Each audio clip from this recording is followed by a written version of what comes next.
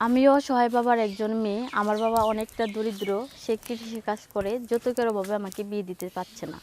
আমার বয়সটা মোটামুটি 26+ হয়ে গেছে। শুধু টাকার অভাবে আমাকে বিয়ে দিতে পারছে না। যদি কেউ যৌতুকবিহীন আমাকে বিয়ে করতে চান তাহলে অবশ্যই এই ভিডিও শেয়ার অপশনে আমার ইমো নাম্বার দেওয়া থাকবে, সেখানে এসে যোগাযোগ করবেন। আর একটা শর্ত আছে কিন্তু, আমাকে বিয়ে করবেন ঠিক আছে, কিন্তু প্রথমত বলবেন যে যৌতুক লাগবে না। পরে যে টর্চারিং করবেন, নির্যাতন করবেন টাকার জন্য, সেই সামর্থ্য কিন্তু আমার নাই। ইসলামে সই করে নেবেন যাতে পরবর্তীতে এই টাকাটা দাবি না করতে পারেন। আপনার নাম কি? হ্যাঁ, আমার নাম হচ্ছে নদী। আপনার গ্রামের বাড়ি কোথায়? আমার গ্রামের বাড়ি হচ্ছে কিশোরগঞ্জ। আপনি আগে পরে কি করতেন? আমি আগে পরে বলতে লেখাপড়া করতাম। লেখাপড়া শেষ হয়েছে। ওই বেশি লেখাপড়া করতে পারি নাই, ক্লাস 9 পর্যন্ত পড়াশোনা করছি।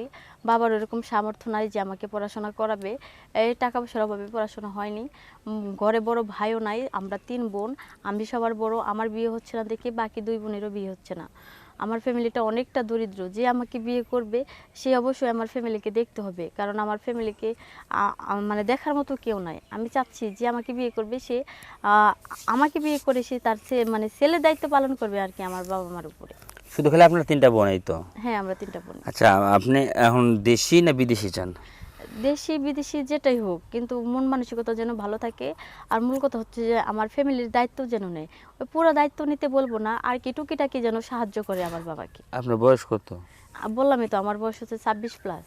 আচ্ছা, আপনি মানে কীরকম বয়সের ছেলে চান?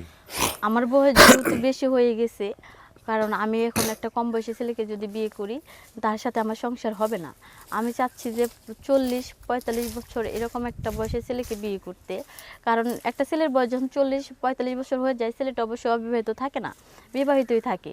কারণ এরকম আছে না, অনেকের বউ মারা যায় বা 2-1টা সন্তান আছে, বা বউ রেখে চলে গেছে অন্য একটা পুরুষের সাথে। ওইরকম ছেলে হলে সমস্যা নেই।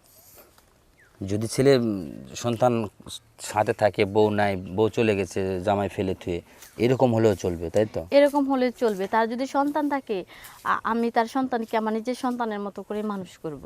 কারণ আমি একজন অসহায় মেয়ে, অসহায় বাবার একজন মেয়ে। সে যদি আমার দায়িত্ব নিতে পারে তাহলে আমি কেন তার সন্তানের দায়িত্ব নিতে পারবো না? আচ্ছা, তো এখন আপনি যে সিদ্ধান্ত নিচ্ছেন, আপনার মনের মানুষ বা আপনাকে যে ভালোবাসবে, তো এখন আপনার সাথে যোগাযোগ করতে গেলে কিভাবে যোগাযোগ করতে হবে? আমার সাথে যোগাযোগ করবে হচ্ছে ভিডিও শেয়ার অপশনে আমার ইমো নাম্বার দেওয়া থাকবে, ওখানে এসে আমার সাথে যোগাযোগ করবে। আর হ্যাঁ ভাই, আপনাদের কাছে একটা রিকোয়েস্ট, কারণ আমি চাচ্ছি যে ভিডিও শেয়ার অপশনে যে কোনো একজন যেন আমার নাম্বার পায়। প্রতিনিয়ত সবাই যেন আমার নাম্বার না পায়, কারণ নাম্বার পেলে অনেকে আছে যে দুষ্টামি করবে, অনেকে ফোন দিয়ে বিরক্ত করবে। সেই নাম্বারটা নিবে যে আমাকে বিয়ে করবে এবং ভালো রাখবে।